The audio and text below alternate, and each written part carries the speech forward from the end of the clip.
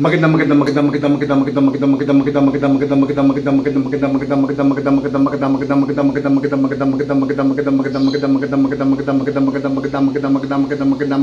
gabi sa inyong lahat, mga kapamilya, kapuso, mga kapatid sa Messiah Christian Baptist Church at sa ating mga daughter churches sa Sitio, sa San Jose, sa Hillside, and of course sa Vessels of Glory. Hello there sa Garcia's family, sa Anyas family, maging sa Pastrana, and of course sa ating po mga young people there na nanonood ng ating online worship. Naway na sa mabuti po yung kalagayan at paging sa ating children ministry, nakasama rin po natin ngayon sa panguna po ni Ate Opera. I praise the Lord for this wonderful opportunity. Ako po ang iyong tagapagsalita sa ating pong prayer meeting bilang paghahanda sa ating pong mga pananalangin sa gabi ito. Ating pong topic sa gabi ito ay napakaganda, pero ito po isa sa aking pong mga kahinaan, ang stewardship. Dahil ang lingkod ay 67 na, wala pa rin na naiipon. Good steward talaga, no? Joke lang po. Ang ating pong topic, matatagpuan sa Matthew 25 verses 14 to 30. At ang ating pong pag-usapan ay tungkol po sa the parable of the talents. Ito po ibasahin natin sa wikang Tagalog sa Magandang Balita. Verse 14. Ang paghahari ng Diyos ay maitutulad sa isang taong maglalakbay. Kaya tinawag niya ang kanyang mga tauhan at ipinagkatiwala sa kanila ang kanyang ari-arian. Binigyan niya ng salaping ito ang bawat isa ayon sa kanilang kakayahan. Binigyan niya ang isa ng 1,000 ng 5,000 salaping ginto, ang isa na may 2,000 salaping ginto, at ang isa pa ay 1,000 salaping ginto. Pagkatapos ito, siya umalis. Kumilos agad ang tumanggap ng 5,000 salaping ito at ipinangalakal yon. Kumita siya ng 5,000 salaping ginto. Gayon din naman ang tumanggap ng 2,000 salaping ito ay kumita pa ng 2,000 salaping ginto. Ngunit ang tumanggap ng 1,000 salaping ito ay humukay sa lupa at itinago ang salaping ginto na kanyang Panginoon. Pagkatapos ng mahabang panahon, bumalik ang Panginoon ng mga tauhan iyon at sila'y pinag-ulat. Lumapit ang tumanggap ng 5,000 salaping ginto at sinabi, Panginoon, ito po ang 5,000 salaping ginto na iniwan niyo sa akin. Heto naman po ang 5,000 salaping ginto na tinubo nito. Sinabi sa kanya ng Panginoon, magaling, tapat at mabuting lingkod. Halika, samahan mo ko sa aking kagalakan. Naging tapat ka sa kaunting halaga, kaya gagawin kitang tagapamahala ng malaking halaga. Lumapit din ang tumanggap ng 2,000 salaping ginto at ang sinabi, Panginoon, ito po ang iniwan ninyo sa aking 2,000 salaping ginto. Heto naman po ang 2,000 salaping ginto na tinubo nito. Sinabi ng kanya, Panginoon, magaling, tapat at mabuting lingkod. Naging tapat ka sa kaunting halaga, kaya't pamamahalain kita sa malaking halaga. Samahan mo ako. Yan, samahan mo ako sa aking kagalakan. Lumapit naman ang tumanggap ng 1,000 salaping ginto at sinabi, alam ko pong kayo'y mahigpit at pinipitas ninyo ang bunga na hindi nyo itinanim at inaani nyo ang hindi nyo inihasik. Natakot po ako, kaya't ibinaan ko sa lupa ang inyong salaping ginto. Heto na po ang inyong salapi. Sumagot ang kanyang Panginoon, masama at tabag na lingkod. Alam mo palang pinipitas ko ang bunga ng hindi ko itinanim at inaani ko ang hindi ko inihasik. Bakit hindi mo lamang inilagay sa bangko ang aking salapi? Kahit papaano'y may tinubo sana ito. Kunin ninyo sa kanya ang 1,000 salaping ginto at ibigay sa may 10,000 salaping ginto, sapagkat ang mayroon ay bibigyan pa at magkakaroon ng sagana. Ngunit ang wala, pati ang kanyang kakaunti ay kukunin pa. Itapon ninyo sa kadiliman. Sa labas ang walang silbing taong yan. Dooy mananangis siya at mangangalit ang kanyang mga ngipin. Mateo 25, versikulo 14 hanggang 30. May nagtanong sa akin, Pastor, paano yung mga walang ngipin pagdating sa langit? Sabi ko, the Lord will provide. Joke lang po. Ang ating pong pag-usapan ngayon sa gabing ito tungkol po sa mga talento na binigay sa atin ng Panginoon sa kanyang maalipin. Sa ibang word, sa ibang translation, mga talents ay talentado. Hindi po, joke lang. Ito po yung mga kaloob ng Panginoon. At tatlong bagay po ang nais ko pong ibahagi po sa inyo tungkol po sa pag-distribute ng Panginoon sa kanya pong mga alipin ng mga kaloob. Unang-una po, according to their performance. Pangalawa, according to their potentials. At pangatlo, according to their production. Puro P, no? Para madaling tandaan, nabulong tuloy. According to their performance, potential, and production. Ngayon po, dadako na po tayo sa ating pagbulay-bulay ng salita ng Diyos. According to their performance, ito po sa verse 14 to 15, ay makita natin dito kung paano sila nag-perform sa mga kaloob na binigay sa kanila ng ating Panginoon. Take note mga dabarkads, mga kapatid, kapuso, kapamilya, na yung mga kaloob na binibigay sa atin ng Panginoon ay hindi pantay-pantay. Hindi 5, hindi 2, hindi 1, kundi may 5, may 2, may 1. So lahat po ay binigyan ng ating Panginoon ng mga kaloob. Ganun din po ang banal na spirito ay nagbigay din ng mga kaloob. At least mga 90 to 20 po ng mga spiritual gifts. Pero ang bawat isa ay meron siyang katangian na ibinigay ng Santong Espiritu na dapat ito ay gamitin natin sa ating pong iglesia, sa ating pong pamumuhay, at sa ating pong pangangaral ng salita ng Diyos. So, sabi po ito, binigyan sila ng Panginoon according to their ability. Sabi po ito, binigyan niya ng saliping ito ang bawat isa ayon sa kanyang kakayahan, sa kanya pong abilidad, no? Sa kanya pong mga diskarte. Sabi nga po ni Manny Villar, sipag at tiyaga. Pero sabi po ni Peter, Chinkitan, hindi lamang dapat sipag at tiyaga, dapat may abilidad at may diskarte. Pansinin nyo, yung mga karpentero, ang sisipag, di po ba? Yung mga mason, yung mga construction worker, ang tiyaga. Tignan po ninyo ang buhay nila. Maasenso ba? Masagana ba? Matagumpay ba? Hindi po. Sipag lang at tiyaga. Walang diskarte, walang abilidad. Dapat kailangan maabilidad tayo at madiskarte. Sabi nga po ni Kuya Randy, nung nag-share po sa akin, alam mo, Pastor Ed, nung high school ako, nasa lowest section ako. Nasa huling upuan ako. At yung talaga mga kaklase ko, ang duduno kasi, ang gagaling talaga. Pero nung nagkaroon kami ng reunion, sabi ni Kuya Landing, siya po yung pinakamasagana at matagumpay na kaklasmate doon po sa Bicol. Sipag at tiyaga ang ginamit po ni Kuya Landing. At hindi lang sipag at tiyaga, abilidad. At may diskarte, lalo po sa pagluluto.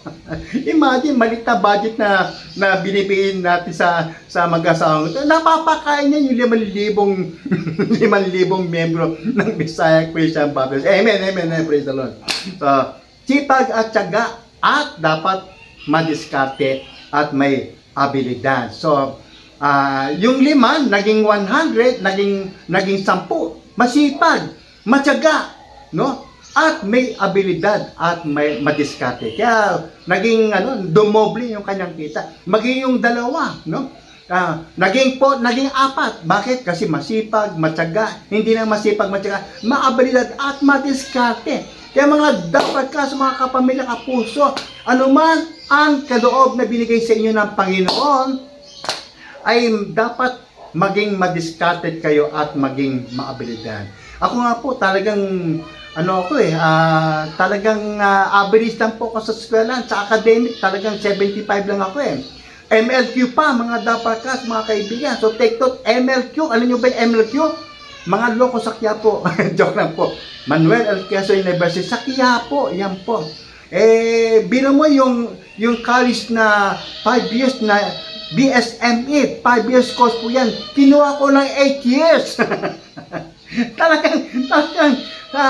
Talagang grabe yung aking pong pinagdadaanan nung ako po ay nag-aaral po. Sabi ko, paano ko yayaman ito? Average lamang ako, 75 lang ako.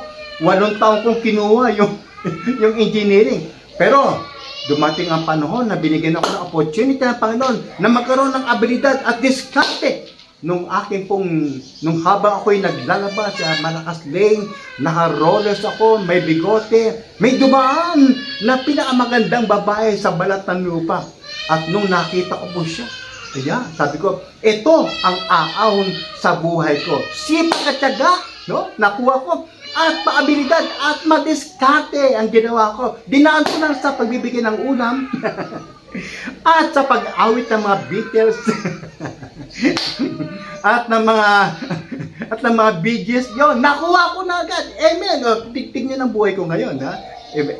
Praise God talaga Hindi lang sipak at tiyaga. Kailangan maging may abilidad ka at diskarte sa buhay upang ito'y sumagana at umasenso. Amen, amen, amen. Purihin ng Panginoon. You cannot choose your parents kung mahirap ang inyong parents, no?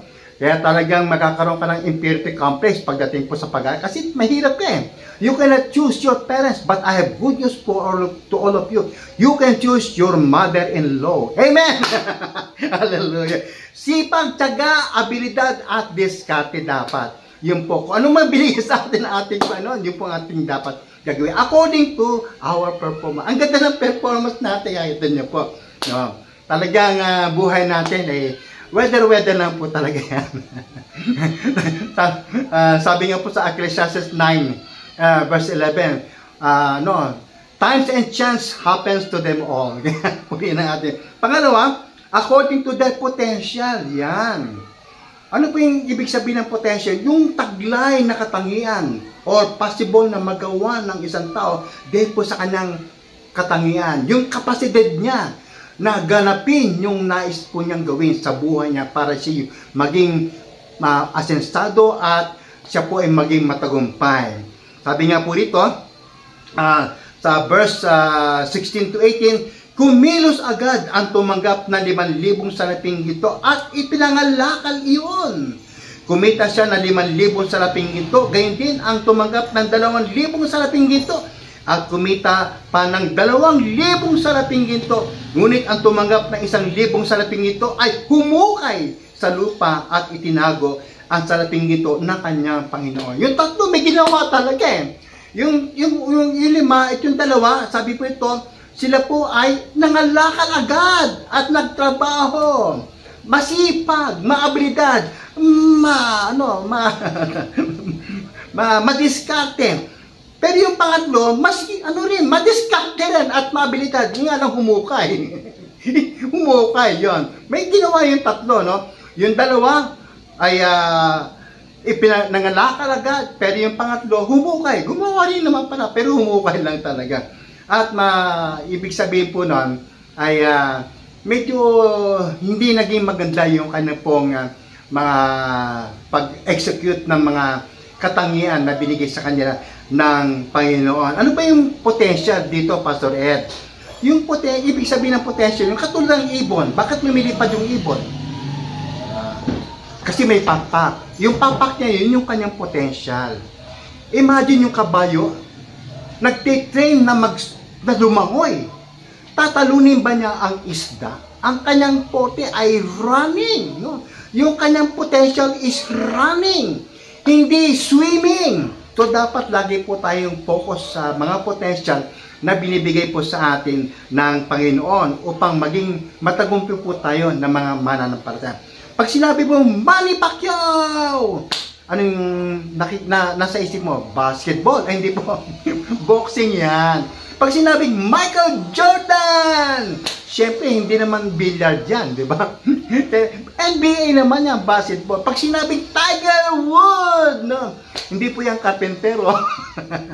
Kundi golf, no? Ibig sabihin, yung sila Manny Pacquiao, sila Michael Jordan, sila Tiger Woods, nag-focus sa kanilang mga potential, 100% at doon sila umasenso, sumagana, naging matagumpay po silang mga mga athlete ng buong mundo. So tayo po mga dapat kailangan nasa pwesto po tayo para tayo po umasenso, para tayo sumagana, para magaan po natin yung kaloob ng Panginoon. Focus naman po tayo mga kapatid. Focus naman po tayo mga kapatid.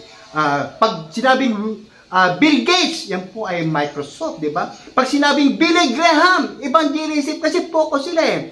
Pag sinabi pong, pag narinig mo yung Pastor Ed, ayan, cute. Hindi, joke lang po. Talagang pasensya na po, no? Wala naman kayo magawa dyan, kundi makinig at manood. So, ibig sabihin, dapat lang po tayo maging focus sa ating pong mga potential para maging matagumpay po tayo at masagana tayong mga anak ng Diyos. Hindi, pangatlo, according to their production. Una, according to their performance. Pangalawa, according to their potential. At pangatlo, according to their production. Okay? From verses 19 to 30. Someone says that your production will determine your perception of God.